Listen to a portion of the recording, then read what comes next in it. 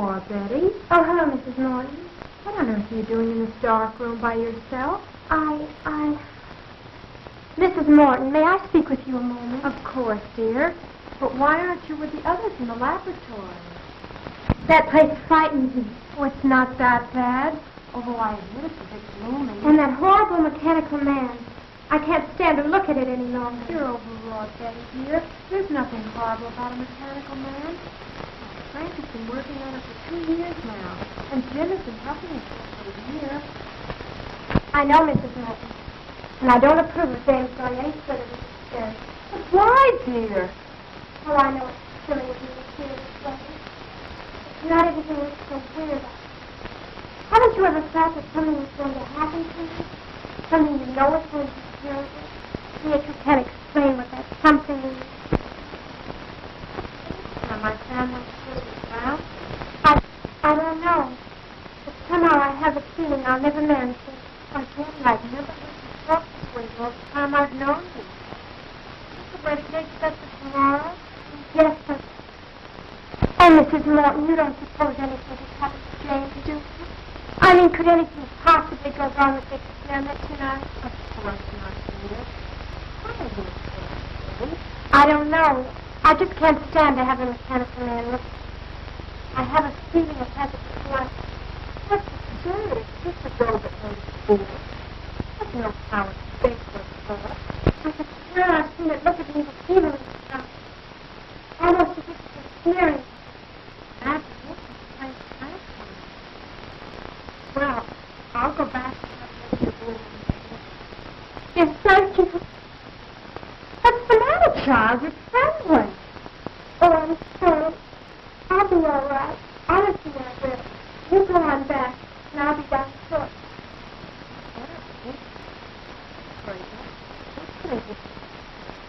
I'm sorry, Mrs. Morton. I'll be my brother. You go in. That's it. Lie down. Oh, Jim, what am I going to do? What am I going to do?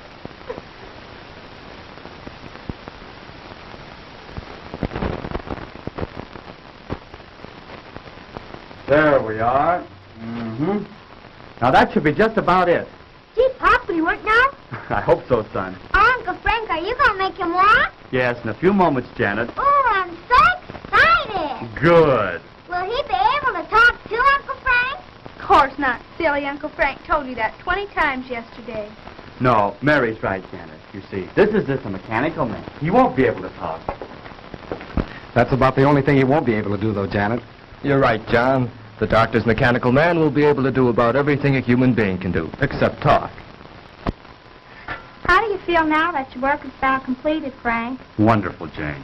And I want to thank all of you for standing by me. You've all been a great help. And without you, I don't know what I'd have done. Well, it isn't every day that one has a distinguished brother who invents a mechanical man. And I certainly appreciate the opportunity you've given me, Dr. Morton, by allowing me to assist you in the experiment. That goes for me, too, Dr. Morton. Well, I've learned more in the past month than any of my college classes taught me. You're all very kind. But our work isn't finished yet. We still have a few more things to do. And then we'll all know whether our time has been wasted or not.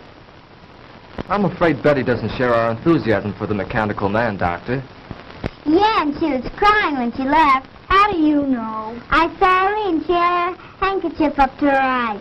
Crying? No, what on earth for? The girls are right, Dr. Morton. My sister seems to feel there's something wrong in what we're doing. But that's foolish. There's nothing to be afraid of. I know, Dr. Morton, but Betty is a very sensitive girl. She feels that we're exceeding our limits. I'm sure she'll feel differently when she sees the results. Perhaps I'd better go to her. No, James. I know my sister pretty well. It'd be better to leave her alone for the time being. When are you going to time out, Pop? Patience, son. Patience. Now, so hand me that iron, John. This one? Right. Mm-hmm. Won't be long now. When do you think you can try it out, Frank? Just as soon as Mrs. Morton returns. By the way, James, where's Betty? She went upstairs a few minutes ago, Dr. Morton. Said she had a headache. Gosh, she's going to miss all the excitement. Well, when we're ready, you can go get her, Barry. You bet I will, Pop. Oh, hi, Mom. Hello, Barry. Have you seen Betty, Mrs. Morton? Yes, I just left her. She said she'd be up in a minute. They were just telling us Betty disapproves of our experiment. Oh, I think the storm has her on edge. She was much calmer when I left. Is there anything I can do? No, James. It's just a case of nerves, I think. Anyhow, let's give her a few more minutes alone. Well, if you think we should. We're just about finished, Madge. Won't it be wonderful to see a mechanical man move around, Mary? I suppose you'll let him help you do the dishes. I think your uncle would like that better than I would, Janet. Sometimes think that's why you invented a mechanical man. Oh, now, Madge. Well, you do hate doing little odd jobs, Frank. Well, if Frank's experiment is successful here tonight, none of us will have to worry about any odd jobs again. I can't say that I'd mind having a mechanical man in my business.